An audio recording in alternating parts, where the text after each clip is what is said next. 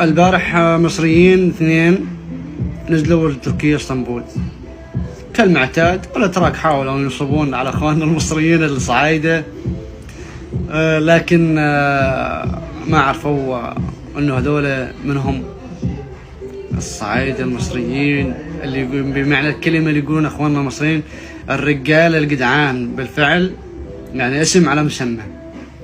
ما لكم بالطويلة، الشباب 2 مصريين حاولوا يفوتون على المطعم ودخلوا بأدب وباحترام، وطبعا تحية للشعب المصري.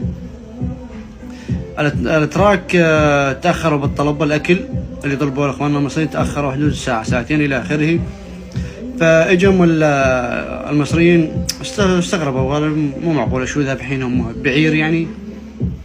فتناقشوا مع القرصون، والقرصون قال هم حيتأخر الأكل شوي. بالأخير اخواننا المصريين سكر معهم العداد، قالوا جيبونا الشيف.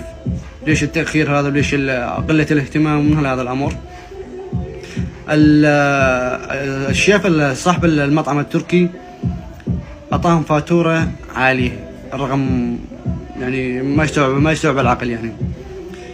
اخواننا المصريين الشباب 2 قالوا احنا ما ندفع لك المبلغ هذا، ندفع لك حق ثمن الاكل اللي اكلناه فقط. كلام من هنا كلام من هنا. المهم اخواننا المصريين قلبوا المطعم قلب، قسما بالله العظيم يشوفوهم نجوم الظهر الحمراء.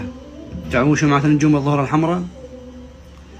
انه فعلا جدعان بكل معنى الكلمة. والله يكفو عليكم، الله يحفظكم. وانا اتمنى من السفارة المصرية اللي بتركيا تتحرك وتتنال عقاب هؤلاء الانذال، ومو كل من شافهم عربي يسطون حيطه. وكالعادة يا اخواننا المصريين السعوديين الكويت الدول الثانية، لا احد يروح تركيا يا اخي. انتوا ب 130 دولة، روحوا لاي دولة تريدونها يا اخي. ما لقيتوا ولا تركيا؟ الله اكبر.